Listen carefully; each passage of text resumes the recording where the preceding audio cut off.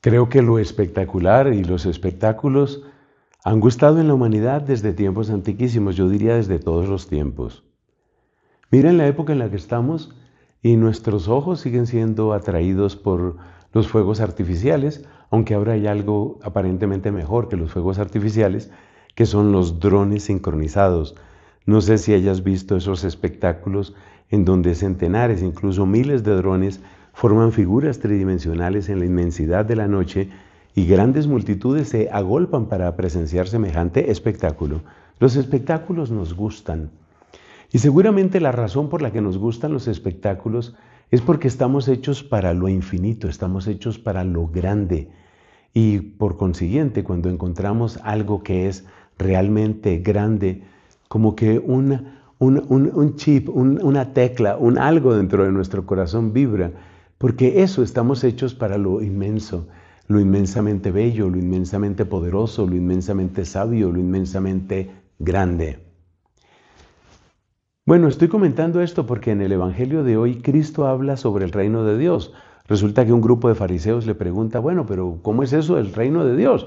Ya sabemos que Cristo con mucha frecuencia estaba hablando de el reino de Dios se parece a esto, el reino de Dios se parece a esto otro, y ya estaba la gente así como un poco saturada y decían, bueno, pero a ver, ¿cómo es lo del reino de Dios? ¿Cuándo llega ese tal reino de Dios? Que es otra manera de preguntar, ¿cuándo va a empezar Dios a reinar?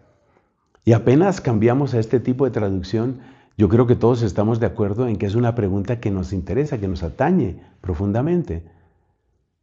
Repito la pregunta, ¿cuándo va a empezar Dios a reinar? Quienes estamos cansados, saturados de la política actual, pero saturados totalmente, seguramente sentimos eso. Oye, pero ¿cuándo van a cambiar las cosas? ¿Cuándo va a ser esto distinto? Y si uno es una persona de profunda fe y si uno sabe lo que significa el poder y la justicia de Dios, seguramente lo que uno anhela, lo que uno más quiere es cuándo va a empezar a reinar Dios, cuándo empieza el reino de Dios. Eso es algo que está allá dentro de nosotros. Es algo que está profundamente en nosotros. ¿Cuándo va a empezar a reinar Dios? Esa pregunta fue la que le hicieron a Cristo. Y como había cosas tan maravillosas que Cristo hacía, pues a veces a él también le pidieron espectáculo. ¿Te acuerdas que una vez le decían, a ver, haz una señal en el cielo? Algo parecido a lo que hacen los drones, ¿no? Esos drones que sobrevuelan y que con su zumbido tienen un poder casi hipnótico sobre las multitudes mientras hacen figuras fantásticas ahí en la soledad de la noche. Pues Cristo había hecho cosas espectaculares, milagros como resucitar muertos, como darle la vista a los ciegos, levantar a paralíticos. Entonces todavía le querían pedir espectáculos más grandes. A ver, dale una señal en el cielo.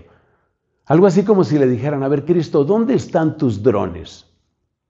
Y yo creo que ese podría ser el resumen de esta predicación. Un título provocativo, ¿eh? Cristo, ¿dónde están tus drones? A ver, ¿cuál es tu espectáculo? Y básicamente lo que Cristo dice es que el reino de Dios no funciona de esa manera. Y conviene preguntarnos por qué el reino de Dios no funciona de esa manera. Es decir, por qué el reino de Dios no funciona de ese modo espectacular. Si me preguntan a mí, y bueno, la mejor respuesta que conozco es esta que voy a dar. Lo que sucede es que los espectáculos nos impactan nuestros sentidos, impactan nuestra imaginación, tienen un efecto muy grande, pero muy pasajero en las multitudes. Tú ves algo espectacular que puede ser un paisaje natural o puede ser, sigo con mis drones, ¿no? O puede ser un espectáculo impresionante de drones y muy pronto eso, bueno, sí, ya lo vi, ya está. ¿Tú irías, por ejemplo, todas las noches a ver el mismo espectáculo de drones? Creo que no, ¿no? Nos cansamos de lo espectacular. A pesar de que lo buscamos, también nos fatiga. Y en el fondo no nos cambia por dentro.